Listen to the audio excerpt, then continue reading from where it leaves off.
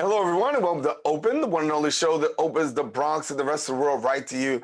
I'm your host, Daren, Jaime, and today we'll update you on what's happening in and around our borough as well as across New York City. Coming up on today's show, we go front and center discussing how one initiative is taking to help recharge Black businesses. Then we'll talk about an organization working to build sustainable futures for Bronxites. And then a little later on in the show, we'll discuss a firm that's providing grants to small and micro businesses. We'll have some details. And then finally, we'll learn how one record label allows its artists to be able to show their creativity to the world. So we encourage you to stay with us because all this and much more is heading your way. Right now, we're officially open.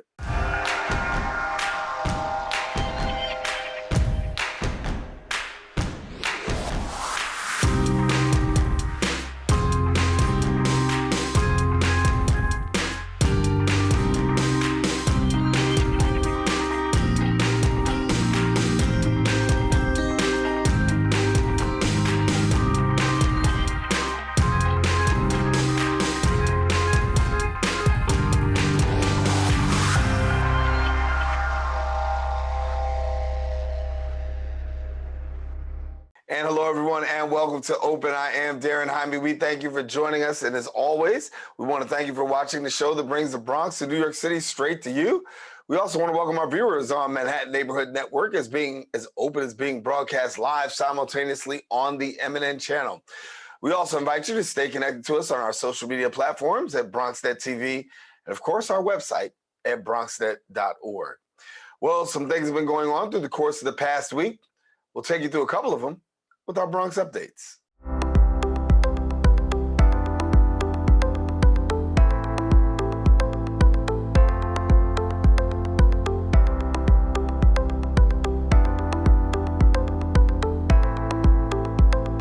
We start off with political news as President Joe Biden has issued a pardon to thousands of Americans that are convicted of possession of marijuana under federal law. The Biden administration took the dramatic step towards decriminalizing the drug and addressing charging practices disproportionately affecting people of color.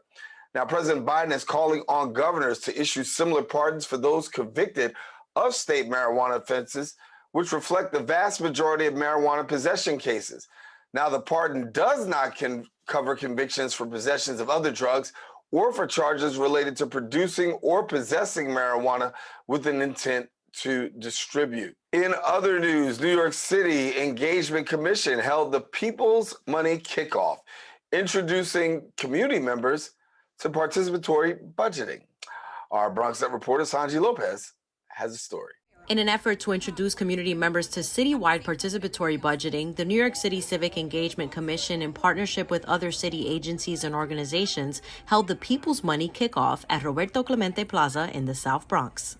This is their money, and we want to make sure they are a part of the conversation because oftentimes we make decisions for them without them. But under PB, we are making decisions with them, for them, about them, and inclusive of everyone. So we want to make sure that people from the Bronx are getting involved because, of course, we want to see that money make it to our community. We have projects that we know we want to see funded. This is the chance to say, hey, let's bring some of that money here and make it happen.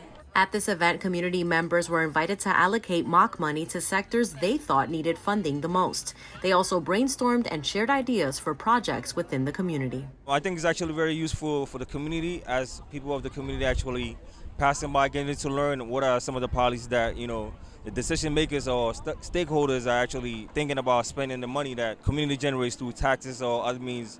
How do you actually intending to spend this? For so long, we've been left out of the conversation. We've not been heard. We've not been engaged with by government. It's important that now that we have this opportunity to use money for the ways that we want in our communities, we want to see change. The participatory budgeting process will be open to New Yorkers 11 years and older, regardless of citizenship status. Participants are invited to directly decide how $5 million of mayoral expense funding should be spent in the city. When I did PB Vote Week and we were at high schools, the students would see projects in their neighborhood and they would get excited. The People's Money will generate a lot of different ideas, and some of the ideas that were funded in the past include things like supporting a community garden, creating a conference or a community forum on gun violence. There was also like photography workshop for the youth in the community, as well as like projects supporting hunger in the neighborhood. A lot of people don't even know about this funding, so we will be urging. Please come vote. Bring us your ideas, and it's for all of New York, not just the Bronx. Even though I live in the Bronx, I love the Bronx. But certainly we want to be distributed throughout the city. Community members are invited to participate in idea generation sessions throughout the fall. A citywide vote for projects is expected to take place in May and June of 2023. Visit participate.nyc.gov to learn more about participatory budgeting and the people's money. Reporting for BronxNet, Sonji Lopez. And thank you, Sanji. And that is all the time we have for our Bronx updates. We want you to stay with us because Open continues coming up right after this.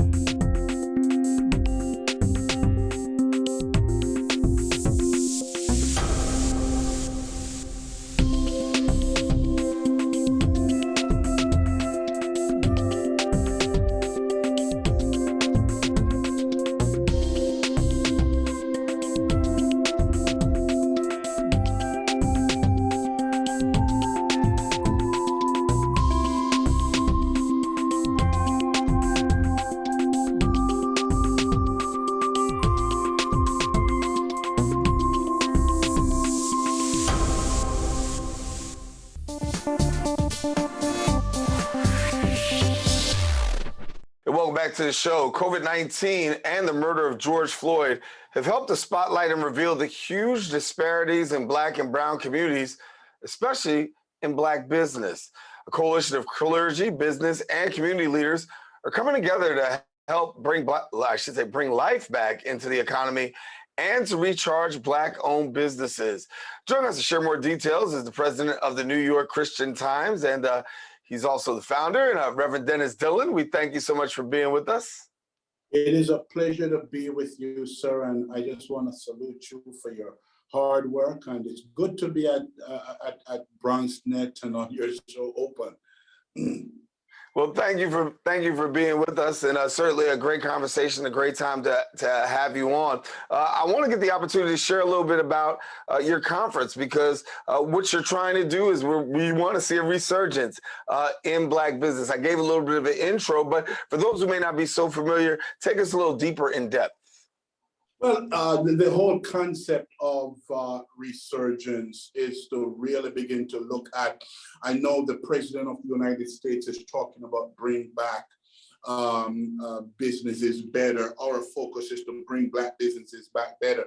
When you reflect upon the fact that Crane's New York Business, who have always done their book of lists every year that shows the 25 top minority firms in the United States, in New York rather, and to find, if you look at their 2022 list, of the 19 largest minority-owned firms, 0 of them happens to be Black. That was not the case 10, 15 years ago when you had 9, 10, 11 of those top 25 businesses being Black. It's only 19 on the list this year, 0 Black-owned businesses. So our mission and commitment is, what do we need to do to really bring Black businesses back and to bring them back stronger? And as you have this conference, obviously that is the goal, to bring business back stronger. We understand that there are so many people out there who rely on small business in order to make it, and mom and pop shops, as well as bigger corporations. Where are we falling short in this area, and why is there this gap? Well, I think the biggest issue, we could have a long conversation about that, but just to cut to the chase, I think The biggest problem that we have discovered in the Christian Times, we've been working with literally thousands of Black-owned businesses for the past 30 years since we did the first Black Church Means Business Conference at the Jacob Javits Convention Center. The first and the biggest issue has to be access to capital. And that's why we're bringing together this year, November 17th and 18th at the Brooklyn Navy Yard, 15 major lenders. It includes 3 conventional banks, Carver, Chase, TD Bank, and others, and a host of other community-based lenders that will be doing what we call micro loans and even character loans to really help Black businesses to really get moving again and to begin to get to the level that we need to go to. You know, you mentioned Carver, and I grew up like where Carver was on 125th Street, remembering back in the day how they really played a part in helping to sustain the community. And, you know, sometimes those are opportunities that sometimes you don't necessarily get in other banking institutions. Talk to us a little bit about the partnerships that you have, because certainly they are key and critical, because one of the things that Black businesses and minority businesses will always say is there's always this lack to the access of resources. And unfortunately, it is almost us having to bail us out.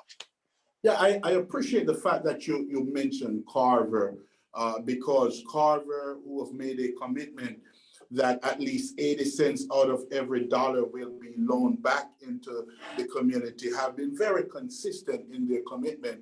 And when we look at PPP loans and others, when many conventional banks, who by the way get the giant share of the Black consumer dollars in deposits, I don't even want to probably go over those numbers. They're stunning. The billions of dollars in annual deposit that these major banks get. And when you're looking at lending to Black community, particularly, we're talking about commercial loans, it is almost virtually non-existent, and it goes across the board. So I'm happy that some of the banks are saying we want to change that. We want to look at equity and justice, but certainly Carver, who has committed to doing many of the microloans in addition to the conventional loans, they're at the table and others are at the table. We want to make sure that folks get the funds that they need. And again, we're talking about character loans, whereby your clergy leader or your elected leader, on their recommendation, businesses will be able to access some of these microloans from many of the lenders that are coming to the table. I hate to start calling out names because we're excited that there's some 15 of them that will be with us. That's a great number to be able to have those people come to the table and be able to offer resources when we talk about trying to close this gap economically. And I know you've been doing this for a minute, but talk to us about where we are today as opposed to in years past. What do you sense to be the atmosphere and the climate of where we are today? I think, you know, we've lost a lot of Black-owned businesses during the pandemic, but I also think more importantly, the George Floyd crisis has highlighted, or the George Floyd murder, which is really what it was, has really helped to highlight the disparity in our communities. And I'm very happy that so many corporations have decided, wow, we're going to have to do something around turning this around. So corporations coming to the table with a commitment to bring dollars to support Black-owned businesses, to look at pathways to progress, pathways to empowerment, pathways to transformation. How do we look at the issues that we will cover in the conference, by the way, around affordable housing development. We've pulled together a team of Black developers to address issues around real estate development, whereby it is not the predatory developers alone. I'm not sure that we're going to get rid of them overnight, but now we want to look at I think at the end of the day, the Black community need to begin to have the economic stake in their own communities. I believe that we have to begin to create what I call a culture of commerce over just a commerce of culture in our communities. And that's going to happen when more of us are doing business, more of us are developers at the table. I appreciate the mayor's commitment to help to advance this process and to play a role in this. So we're looking to bring together HPD and the Department of Small Business Services and the Department of Contract Services, the DASNY, the New York State Dormitory Authority, and all of these agencies, City College and Medgar Evers, and the list goes on as to who will be a part of this resurgence journey. And the reason why this is Resurgence 2023 and not Resurgence 2022, even though this kickoff event is in 2022. We want to make sure that this is not just an event. So it's not just what will happen on November 17th and 18th, but more importantly, it's what will happen after that. How do we make sure that the goals we set, we're able to meet these goals? We have goals around, getting more Black businesses MWBE certified. We have goals around getting more Black businesses to get loans of under 50,000, loans above 50,000. We have goals in every one of the 8 categories that this conference is focused on. So those are just some of the very specific things that will facilitate our journey forward. So how does somebody get in touch if they want to be a part of the conference? What do they do? The best way is, again, to find us online, Resurgence 2022 or Resurgence2023.com. Either of them will get you there. You can certainly get more information. And of course, we encourage and recommend that folks can give us a call at 718-638-6397. That's 718-638-6397, and information will be provided then. And listen, I'm extending an invitation to you, sir. I would love for you to come and maybe moderate one of the panels as well. Well, thank you so much. I appreciate that. Let's look at the schedule, see if we can make that happen. All right. That would be awesome. All righty. The Reverend Dennis Dillon, want to thank you so much for joining us and being with us here. Well, listen, sir, thank you. We appreciate your work and all that you're doing. Keep up the great work. All righty, the Reverend Dennis Dillon. And if you want more information, don't forget to go to Resurgence 2022. And let me make sure I got this correct here, Resurgence2022.com. All right, we've got more show. We encourage you, don't go anywhere. Open continues coming up right after this.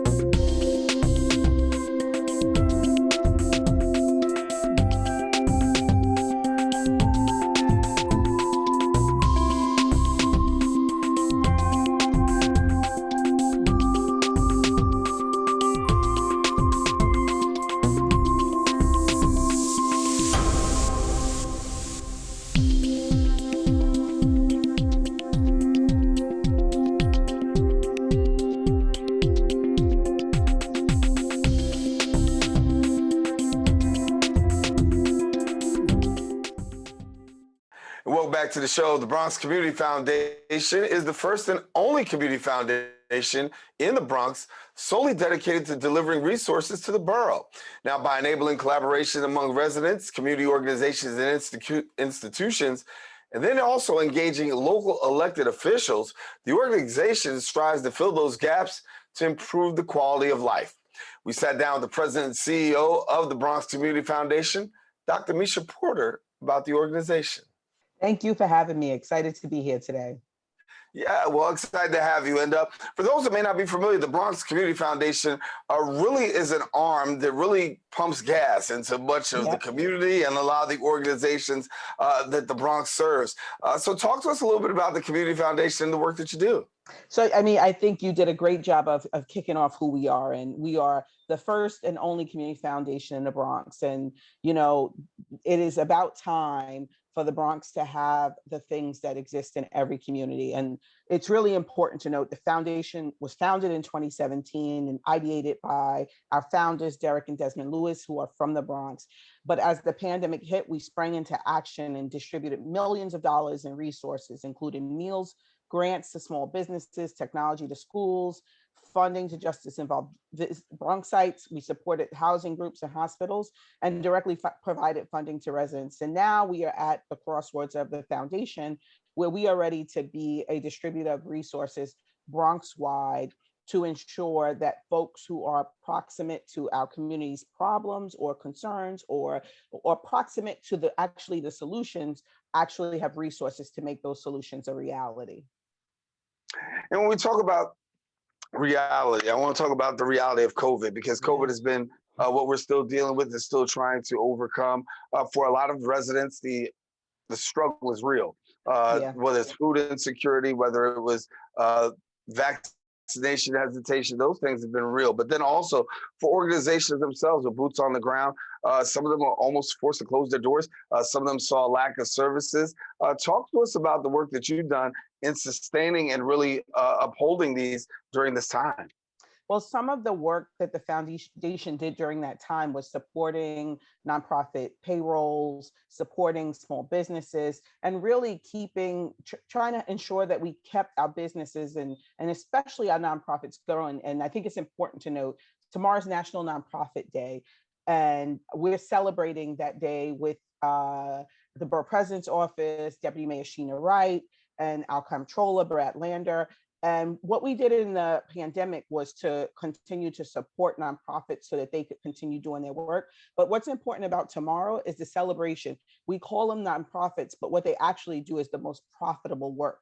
And that's ensuring that services, resources are delivered to the folks in our community. And so many of the folks that do that work are from our community. And so the foundation wants to be a partner in making sure that we create sustainable options for community members to have access to food, to have access to services, to have access to resources, to have access to supports, all of the things we need to keep our community strong and thriving.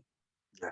Dr. Porter, I want you to take a moment, because when we talked at the beginning of the show, we talk about this is a show that takes a look at a lot of the inequities that people face. And this pandemic has really highlighted and really driven home a lot of the inequities that people face, particularly in communities of color.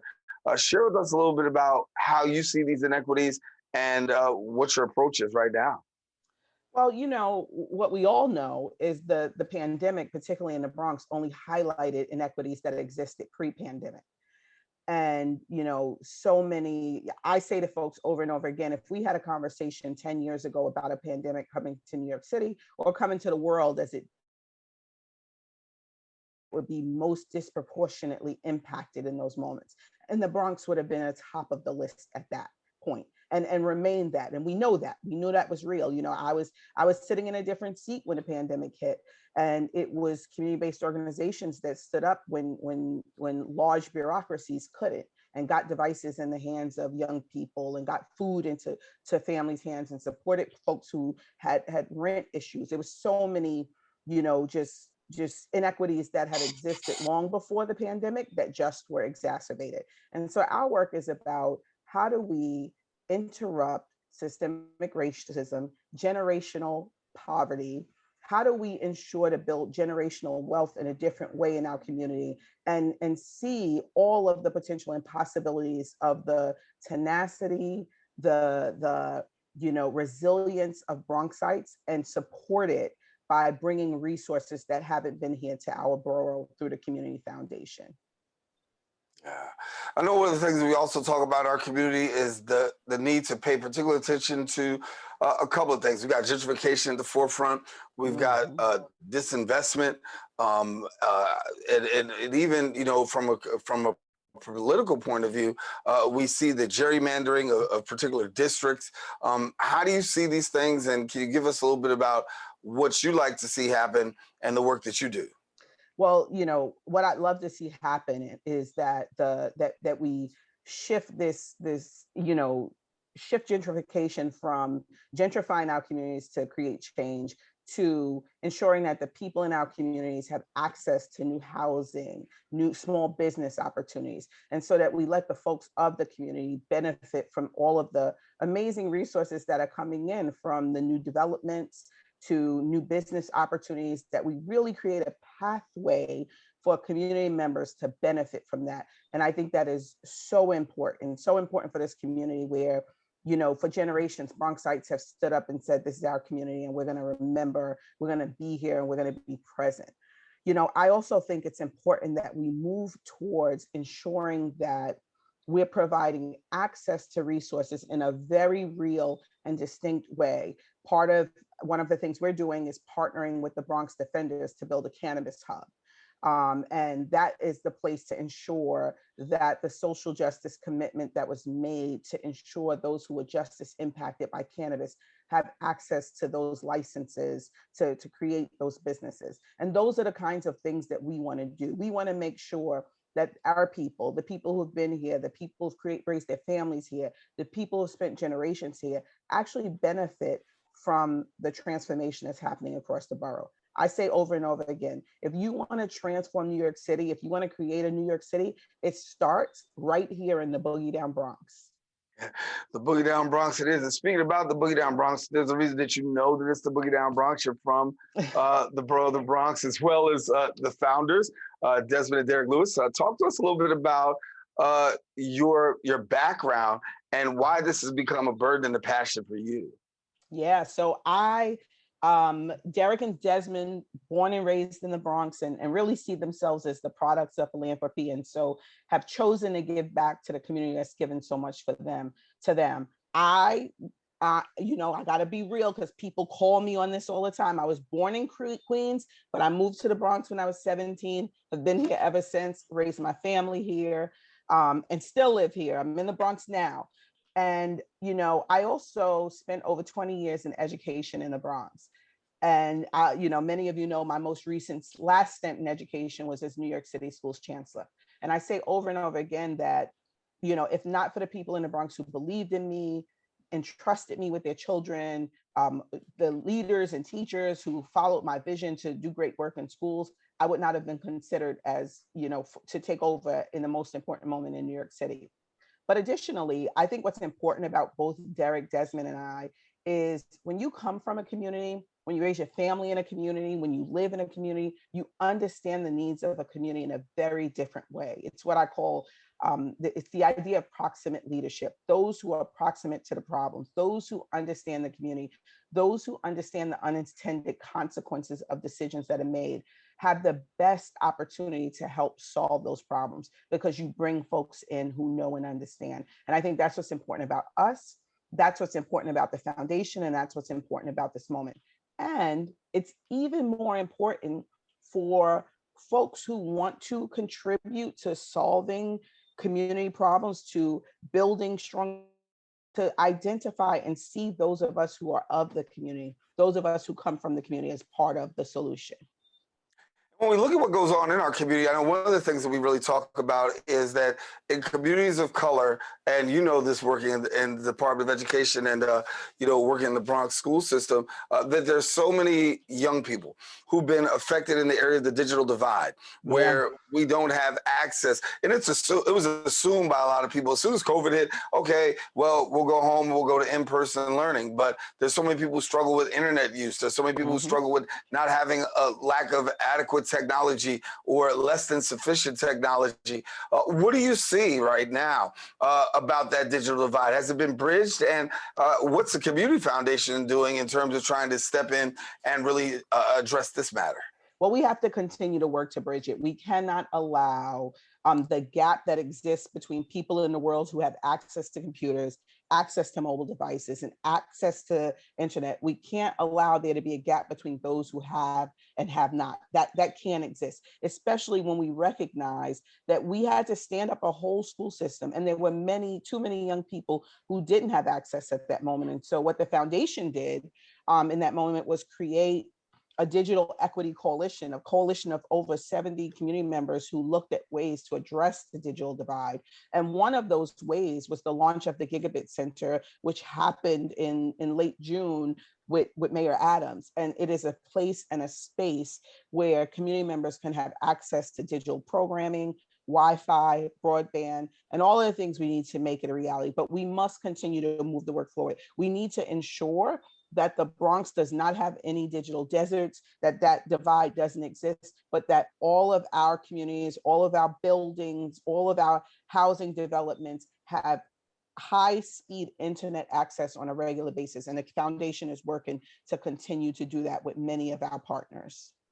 And talk to me about this matter right here, because when we talk about racial justice, one of the things that we're dealing with at the forefront in our community is that I think when you talk about George Floyd, you can talk about Eric Garner, you can talk about all kinds of different things that we've seen in and around our nation. But when it comes to the New York City, we have seen a large push in the area of racial justice and helping organizations that are actually doing that work, because many times they are often underfunded and they're many times grassroots.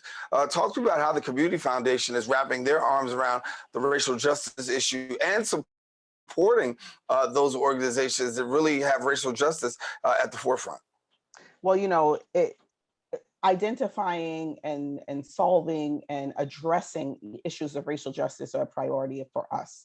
Again, in the Bronx, this is not a surprise. It is not a new thing that occurred because of a pandemic. It didn't occur, because of George Floyd. We had our own stories of young people and men of color being, killed by police officers or in police custody, right? And so we want to bridge many, many gaps. We want to bridge the relationships between community, police. We want to ensure that our elected officials are recognizing on the ground. And we're so proud of the way our electeds are showing up in this borough, and they've been some real partners to say the Bronx now, we need to ensure that the brownest borough in New York City, because we can't forget that as well when we talk about racial justice. The Bronx is the brownest borough in New York City. We need to make sure that the brownest borough in New York City gets what it deserves. We also want to ensure that we're identifying nonprofits that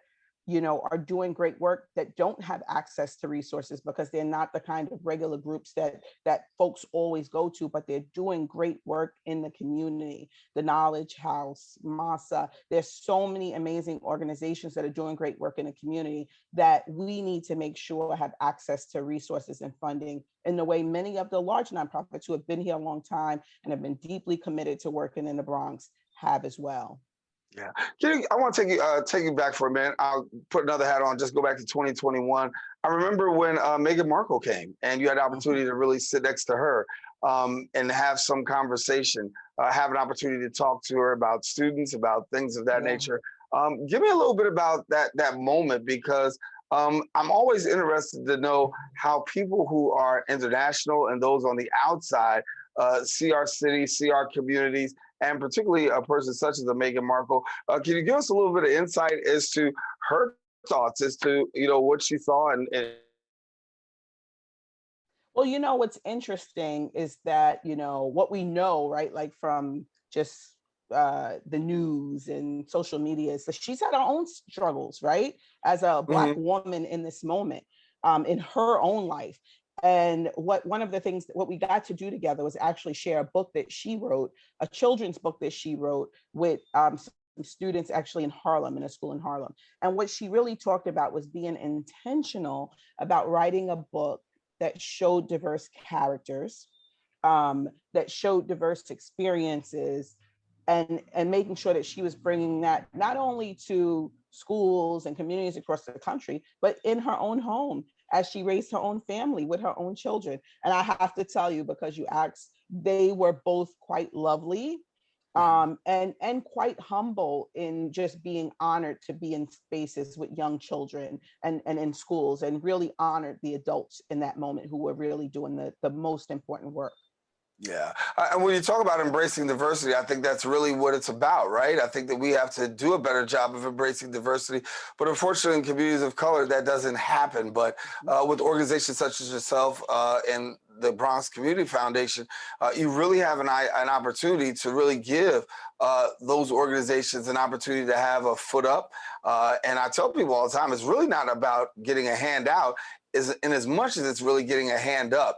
And the work that you're doing really puts people in a place where they can receive a hand up to embrace that one word, right? Diversity. Yeah. And, I'm with you, right? A hand up, but also a partner who wants to Right. support you along the way, who believes in you, who sees you and recognizes the great work that you're doing in the community. And so that's who we want to be. We want to say, we want the world to know, right? Like there's been this narrative about the Bronx that we are excited about changing, because what we know, those of us who raise our families here, live here, grow up here, there is so much diversity, so many different communities that live together, exist together, share culture, food, dance, community, knowledge, education.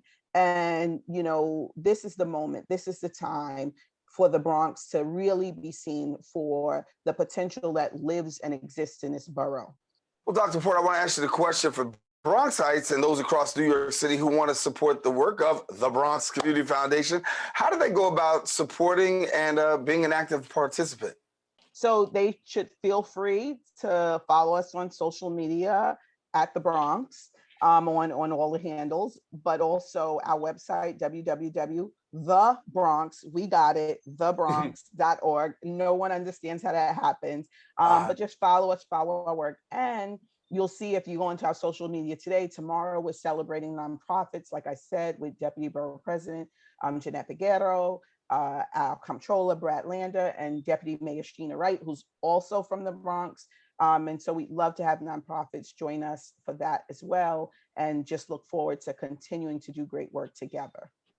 Well, Dr. Meisha Porter, I want to let you know it's been an honor to have you here on the show, and thank you so much for the work that you're doing at the Bronx Community Foundation, Yes. and the great work that continues. And certainly come back and visit us again. Absolutely. Thank you so much for having me. Oh, yes. Remember the Bronx. All righty. And we want you not to go anywhere, because Open continues right after this.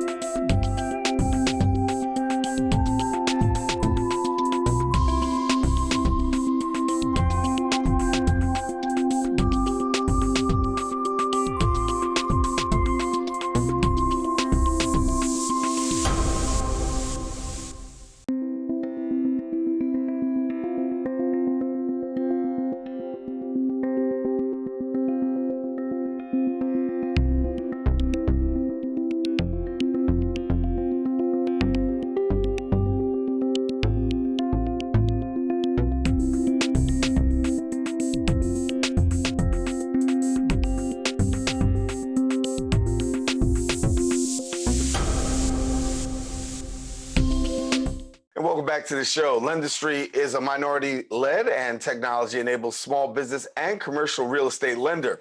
Now, the organization recently announced that it'll provide funding to the Empire State Development's New York State Seed Funding Grant Program.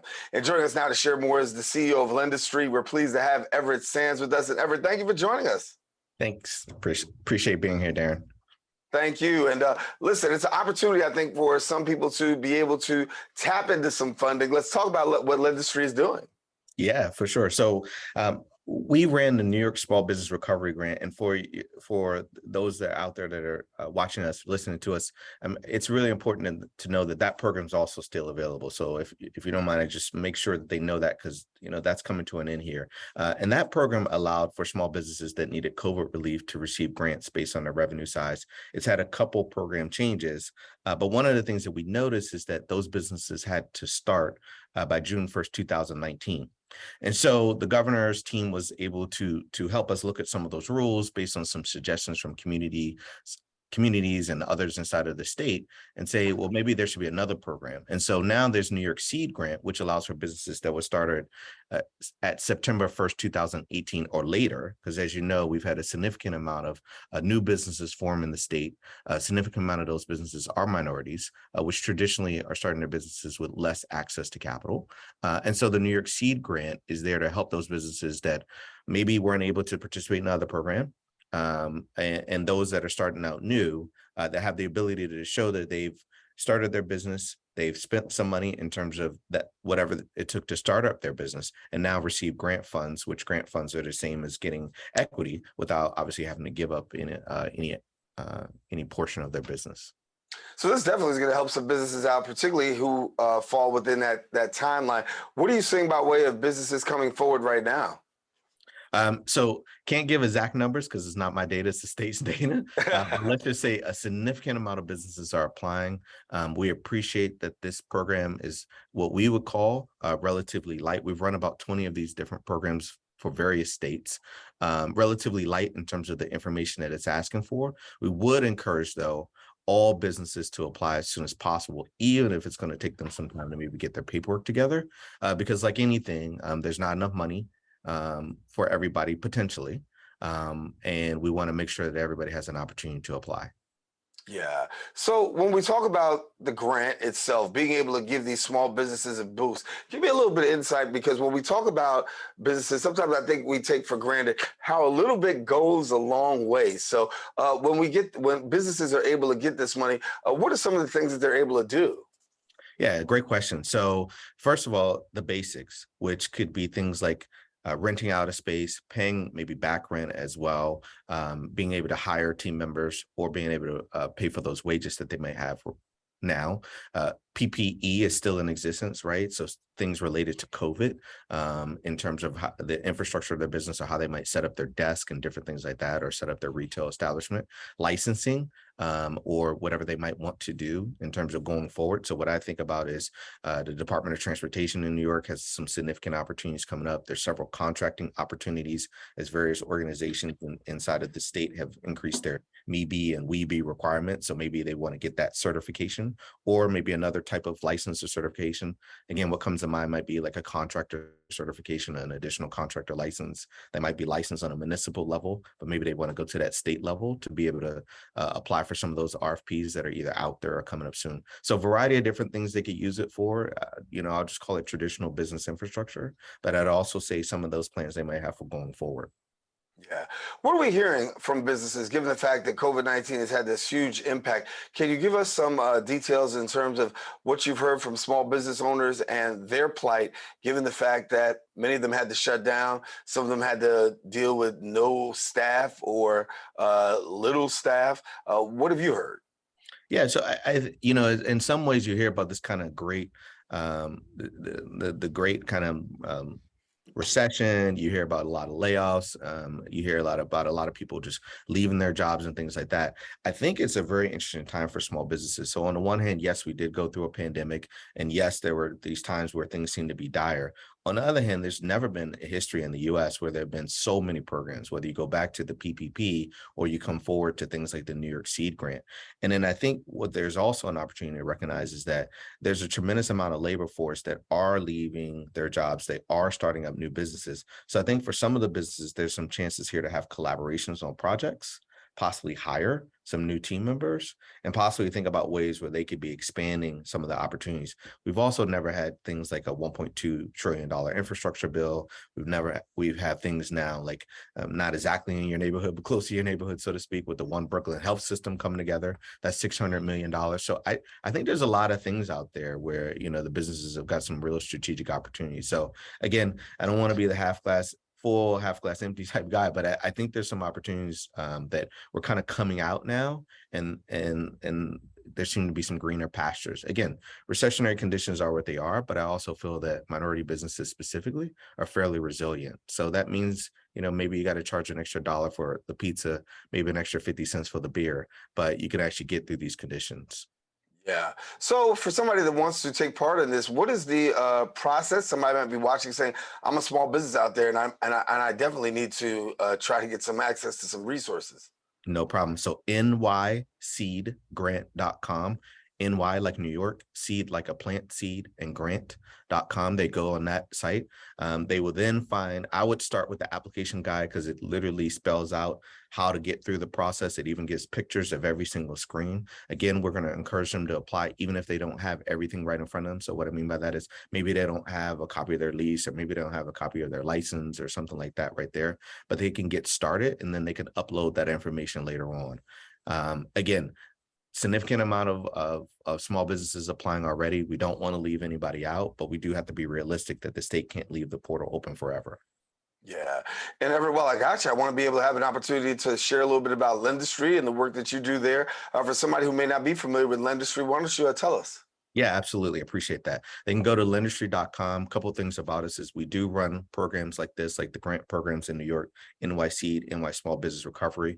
We are also the nation's only Black-led small business lending company, which means we can do SBA loans up to $5 million. We have other products that we do in terms of non-revolving lines of credit, term loans, commercial real estate loans. So there's a variety of different things. We're going to be partnering with the state of New York on what's called the State Small Business Credit Initiative. The best way to think about that is for those who might not have the best credit profile or might be a little bit light on collateral. The state is going to be able to backstop them with what we call loan guarantees. So there's going to be some interesting products coming up soon. If they stay with lendistry.com, they can join us on LinkedIn or some other social media, and they'll see most of those updates come through.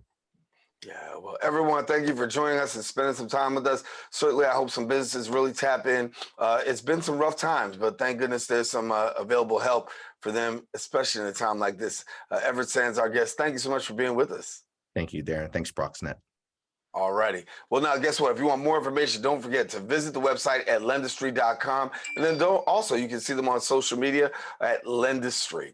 All righty. We are taking a quick break, but when we return, we'll have more open coming up right after this.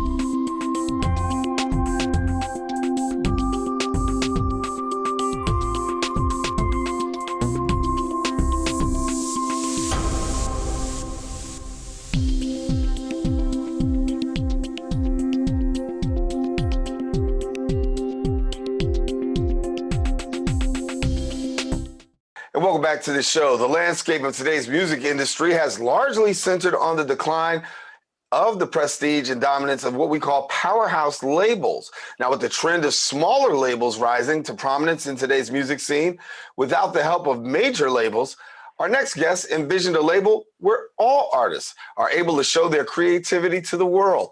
We're pleased to have with us the founder of Lockettdown Records, Lester Lockett, and then artist and founder of Lockettdown Records, Kiture. And we thank you both for joining us. Thank you for having me. Thank you. And Lester, I'll start with you. I mean, obviously, to start your own record label, that is an accomplishment all by itself. But when you look at where you are today, talk to us about what got you started and wanted to do this. Well, I've always had the love for music. But actually, it was Kiture and Matt. You know, we linked up one time, and then, you know, it was because of another artist that I was dealing with. And then I linked up with Kiture, Matt. And once I started making music with him, you know, I just put the passion in it even more. And, you know, and I seen the dedication that he had in it too. So, you know, we just linked up like it was really not, you know, just easy, natural. And we just came together and said, hey, you want to make a label together? Why not, you know? So we decided to do this ourselves. So you guys are working together. Kiture, talk to me a little bit about this. I mean, you guys have the opportunity to work together, put together this record label. What's it been like? What's the experience been like for you? It's been personal. It's been a family thing. As you can hear, he's calling me Matt. That's my name. And it's because, you know, I'm more than Kiture to him. Like, I'm family. And that's what I think the best part of the label is about. We work together so well because we understand each other and we know where we want to go, how we want to promote the music, the direction that we want to take it in. And that's really been the most enjoyable part for me, having someone else who sees the same vision. Yeah. And so talk to me about hip hop and the love for hip hop. Both of you have that. So give me a little bit about that. My love for hip hop goes back to Sugar Hill Gang. You know, I love all hip hop. Don't get me wrong. Like, but you know, my roots start from Sugar Hill, and to me, the greatest rapper is Rakim. I think he changed the game. But you know, with all these new rappers that came in, I still respect these new rappers, and still love rap today as much as I loved it, you know, years ago. You know what I mean? So I just have the love for music. I just love music. I've always loved music, and I've always wanted to be a part of music. But if you're not with the right people, you're not doing it with the right people, it just doesn't feel good. You know, because we were dealing with other people doing this, but we backed up from it because they didn't seem to have the same love for the rap that we have. You know, not just rap, but music, period. I don't just love, I love music in general. Like, you can play country music, and if I listen to it, I like it. You know, if it's a good song, it's a good song. It doesn't necessarily have to be just rap, you know? And that's what our label is, actually. We don't just focus on rap. Like, if you listen to Kiture raps. He raps very well, but he's R&B too. So then we have rappers, we have, you know, other artists that we deal with, you know, that they rap, but that's cool though. You know, that's the lane that they want to stay in. That's cool. But if we did like you, and if you wanted to join our family and be a part of our label, and you did rock, and we actually like that music, well, then it is what it is. Right.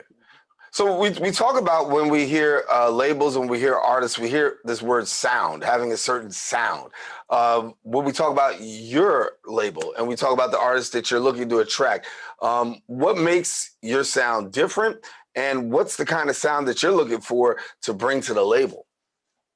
Oh, our sound, I would say, is different is because, like I just said, we're open. You know, you don't have to have a particular sound. You don't have to sound like this person or that person. You sound like yourself. And if it's attracted to us, then, you know, we'll work with you, you know? Same thing. My music heart is very open, and I also engineer for the label. So if you look at my top songs playlist, I like anything under the sun, you know, from this generation to generations past. So I can just take that perspective and apply it to whatever someone wants to bring to the table if they want to be a part of the family. And it just makes it easy to get along with people, because I appreciate music in general, not just, you know, hip hop, R&B, pop, country, everything. I used to listen to, you know, heavy metal when I was a little kid, and that was just one of my things. And now it's just a part of me. Yeah. You spoke earlier about the label, and sometimes when you start, you have goals, and obviously people don't always come alongside the vision and the mission of the label. But if you had to describe your vision and your goals, how would you define those? I would say our vision and goals, we want to make the best possible music with the best people. I think that a lot of times a label will look for, an artist who has like a big buzz already or something, or there's some character or quality to them that makes them more interesting than who they are as humans. And that's a really big part of this label to us, is that we want to know about your character and your soul first before we really invest with you, because that's, at the end of the day, like, we leave the studio and we go home to our respective families and our situations, and we come together from that. So if we don't have the same mindset, then we're not going to succeed together, because we're going different directions. So if there's an artist out there and somebody, there's always somebody saying, listen, you know what, I'm looking to try to get connected to a label. There's always somebody trying to get heard, seen, all of the above. How do they go about doing that if they want to get connected with you? Well, you can go to Instagram, Lockettdown. That's my Lockettdown Records. That's one place you can find us. That has a couple of contacts. You can contact me. Kiture the One on Instagram, everywhere. I don't know if we're doing socials right now, but basically you can just reach out to either of us on the label page, and you can get through and talk with us, and we can work with you. So when we talk about what's coming up, can you give us a little preview as to what might be coming up in the near future? I'm working on a few singles right now with actually my friends over in the other room, DJ Macrahard and Frankie James. What's one? They've been producing for me for years now, and we made some great stuff together. We put out a song called Duplex a few months ago, and we have a lot of singles coming up. So right now I'm just getting ready for the fall season and making sure I got, everything in check, getting social media right. And I did a couple interviews lately. Obviously doing this one today. So just keep an eye open, and there'll be a lot more Kiture coming. Anything else you wanted to share with us before we wrap up in terms of what to look out for? We also have Scotto. You can find Scotto on the I Am Scotto on Instagram, and we also have Breathe the God, and he's Breathe the God _, on Instagram. So look out for them too. They're really, really dope artists. Like, they're not just they're actually writers instead of just like rappers. So they're true artists. So look out for them too.